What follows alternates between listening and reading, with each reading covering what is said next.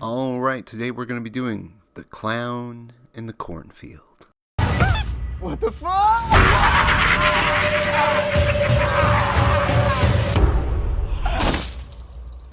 We're gonna die.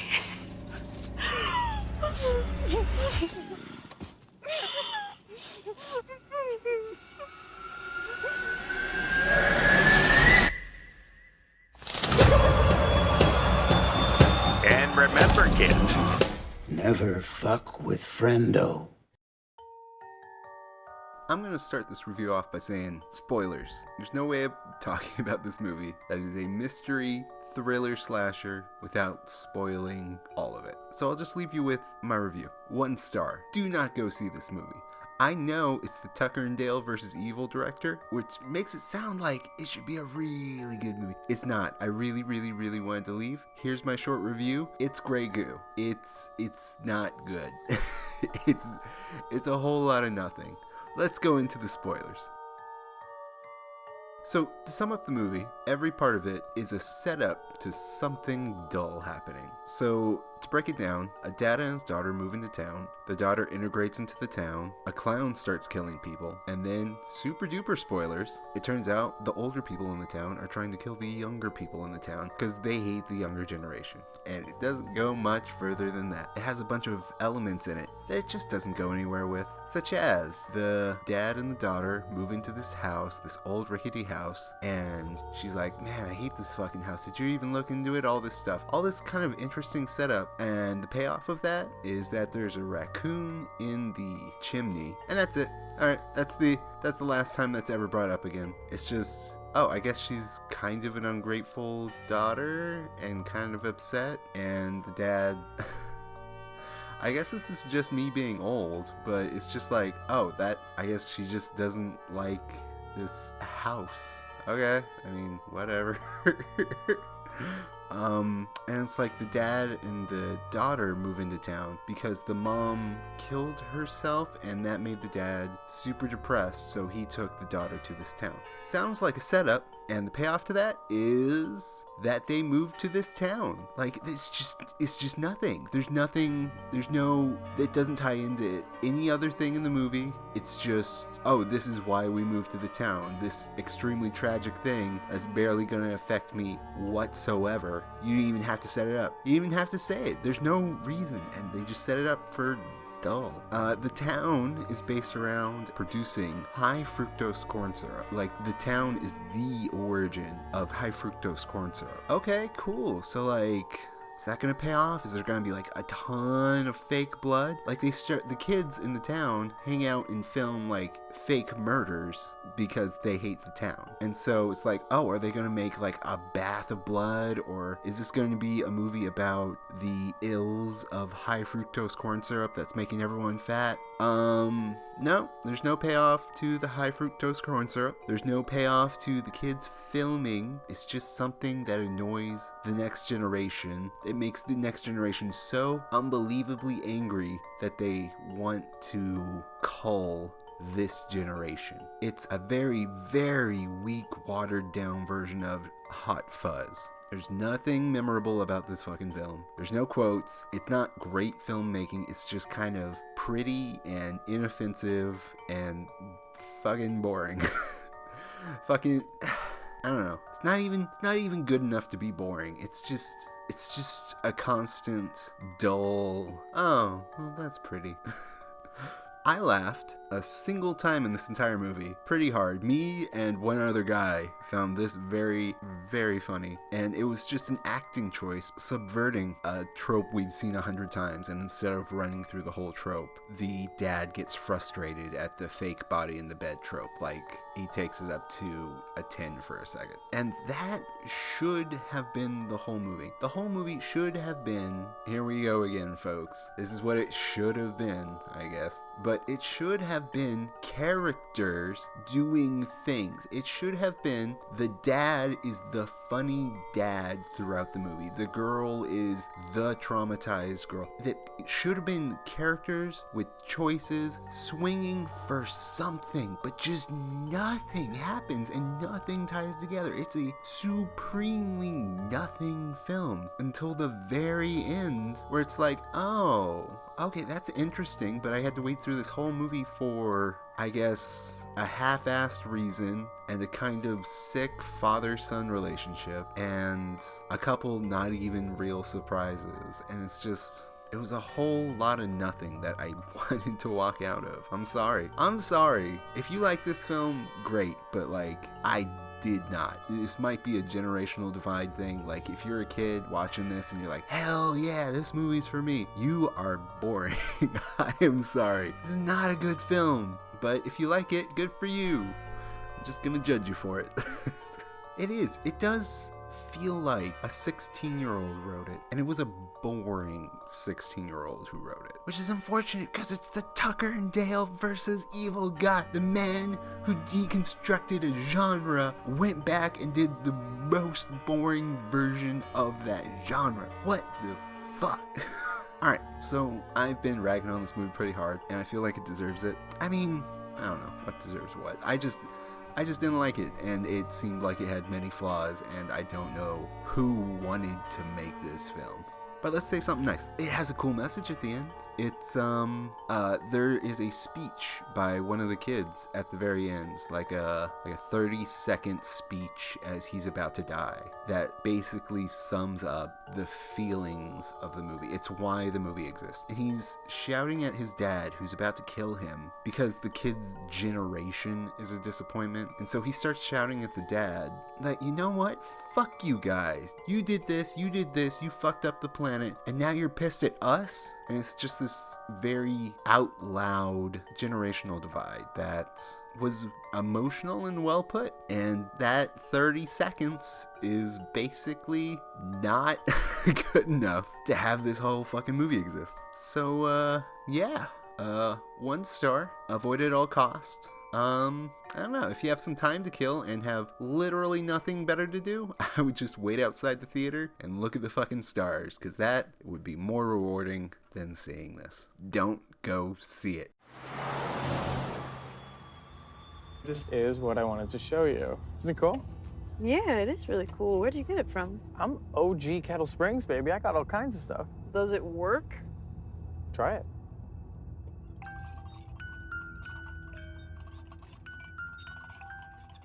Alright, now let's get the rest of my thoughts out on it. Yeah, I was pretty vitriolic in that review, and I stand by it. I feel bad. I hate having someone's work trashed like that, but, like, if I'm being honest, that's what I felt. I think the main girl's cool. I think she's a very good actor. I think the direction of this film is where it falls down. Like, she could have been told to do something else to mourn. Other people could have been told, I don't know. A director's job is to, across the various mediums that make up a film, filming, acting, script, dialogue, music, editing, a slash across those is what the director's there for, is to see the bigger picture, to use the various elements together to make something, to direct each individual element in the right way so that the combination is better for it. But what we have here is, at the very least, the main actress not really hitting the emotional part of, I don't know. I guess it's not even that bad. It's just, like, her mom dies. She gets in a screaming match with her dad, and then she meets some friends, and they comfort her. But, like, as soon as she makes friends, the fact that her mom died vanishes from the story and from her acting. And, like, the dad, like I said earlier, is playing a disgruntled dad. He's not playing a sad dad, despite his dialogue. He's not playing an especially funny dad. Like, he's probably the best actor in the film, but he's just used for kind of nothing. I feel like this is going to be the main thrust of this. Like, she gets in a relationship with a boy that turns out like he's gay and doesn't want to admit it. The end of that plot is that we and her find out that he's gay, and he admits it to the guy, and it's like, oh yes, very progressive, slow clap. I'm not even saying that in a mean way. It just pans out to, oh, thank you, very nice. Like, it sets up this puzzle, this interesting kind of whodunit puzzle, and it gives you various people to think about, and then it turns out it's the town, and as soon as you see more than one person, you're like, oh, it's obviously the town. Like, we've only been introduced to 10 actors in this whole film, and 7 of them are standing there, and the rest of them are the other actors from the thing, and it's like, okay, so we figured this out. And then they just keep their masks on and keep the mystery a-going so that, like, one of them can be kidnapped for a kind of meh setup for the ending, and just like people are dying all over the place, but like they're so vitriolic about their hate for the children, for this generation, but they don't seem to give a shit when their people are hurt that much. So like they're getting picked off like flies, but like they don't give a shit. I don't know. This is too boring. This is too boring. I don't care. I don't care about this film. I don't care that the dad was the one who tricked the townspeople for the insurance money and still wants to kill his own kid. Like, he's on both sides of the fence. He's just a wackadoo crazy person. And it's like, it's supposed to be this, man, not even to disgrace the name or to like bring up that everyone has to be Jordan Peele, but it's this fucking metaphor that just doesn't, I don't care.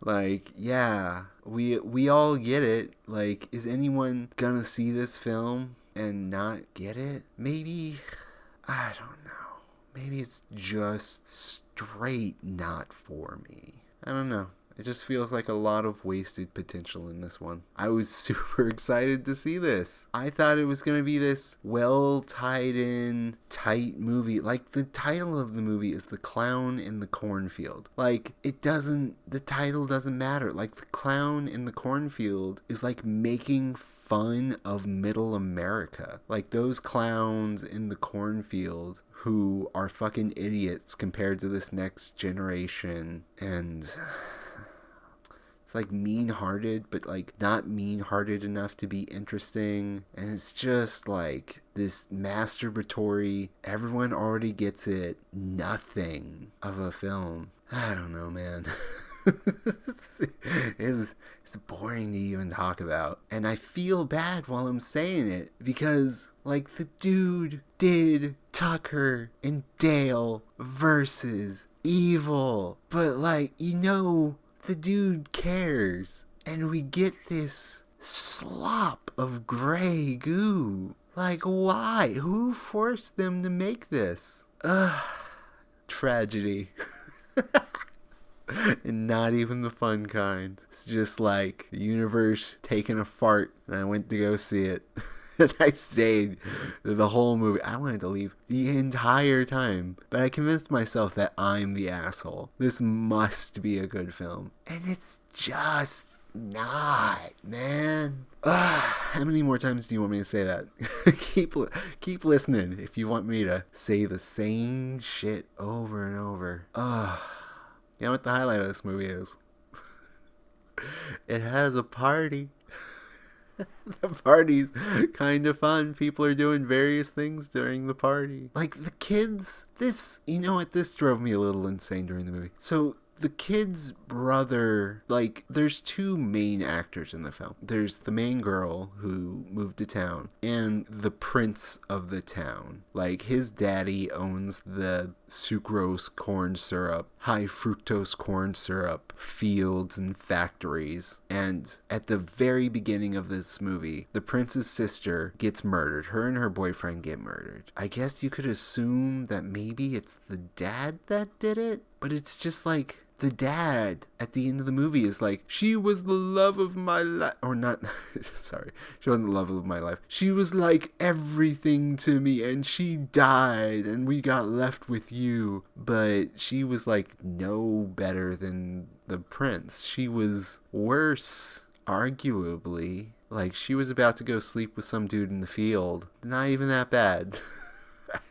Isn't that what you do in farm country? You go sleep with people in cornfields. God bless her, honestly. And anyway, she dies, and he's not broken up about it. Like, he has a true 1-minute scene where he commiserates with the main chick whose mom died a month ago to suicide. And that's it. Like, it doesn't end up doing anything. It's just nothing. It's like, is it possible that they designed this movie to be nothing, to just take every element, every line, and like go nowhere with them, to just not really tie things in together, make really big statements that don't really matter, do a whole thing about filming a clown that really truly just mildly is annoying and doesn't, like, they don't use the filming of the clown to trick people. They don't, like, there's not really a trick to it. Like, it's the mildest payoff for that. Like, for about 30 seconds, the three of the main girls are like, oh, she's not dead, look at me, I'm playing with that. And so all of that setup, all of that filming, all of that YouTube channel, like this core of this friend group, just for a 30-second, obviously that's a real head, but they don't know yet thing. And like, no one talks about the sister, the princess that died. No one gives a shit. Like, she was murdered. Her and her boyfriend were murdered feet away from an entire party. No one is concerned. The friend group is filming murders, and that has nothing to do with that the prince's sister died, and he's the one getting the group to film these fake clown murders dressed as exactly the clown that murdered his sister. That means nothing. That comes to nothing. Like, wow. Like, really, seriously, wow, what the fuck? And so all I can think of is that I'm missing it. Like, if you showed this to a very specific person, this is the film for them. But it feels like even that person, this film is not good enough for them. Even if you like this film, there is a better film for you. Like, it's just gray goo, man. It's just like, after seeing The Death of Snow White, like this unprofessionally filmed, kind of choppy audio, choppy visuals, whole thing with so much heart in it, compared to this very well shot, very professional, filled with people, filled with professional ass actors that can do whatever you tell them to do. They could play any goddamn scene. These are the stars of their high school put together on a movie set, and you give them nothing. Ugh. What else? Is there anything else? Is there anything else to say, really? Can you just point out any element? You know how I feel about it. Like, is there anything not that in this film? I mean, nah. Like, she learns to drive stick shift when she didn't... I don't even care. If you have any good points, they are so small, I don't care. So there you go. That is The Clown in the Cornfield. Please, for the love of God, you don't need to see this movie. There's a new Nicolas Cage film out, and it looks like it's set up for him to go fucking bonkers. Go see that. Go see the best Snow White film ever that was apparently filmed like a town across from me. Like, go see that one. That one's great. Go see apparently the new Marvel Thunderbolts movie. I keep hearing about it. I was fucking in line to watch this movie, and instead of going to see that, and I heard people going to see it a second time. Like, apparently that's great. So, yeah. Or like, watch some anime or go to the gym. I gotta stop talking about this movie. Goodbye. Good fucking bye. Don't. Please don't. Please. For me, don't go see this movie. Look out!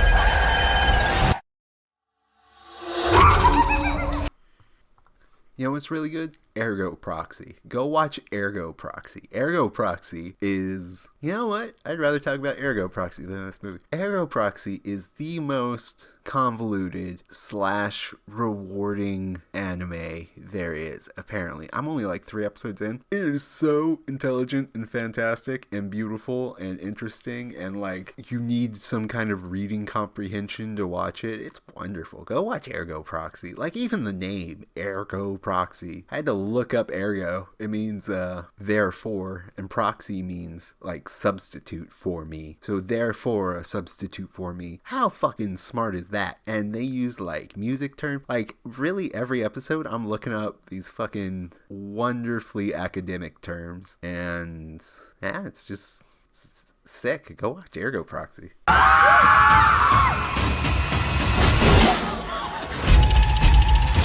There's a psycho dressed up like Brendo, trying to kill us! Call 911! Where's the button, Jen? What is this? What What kind of phone is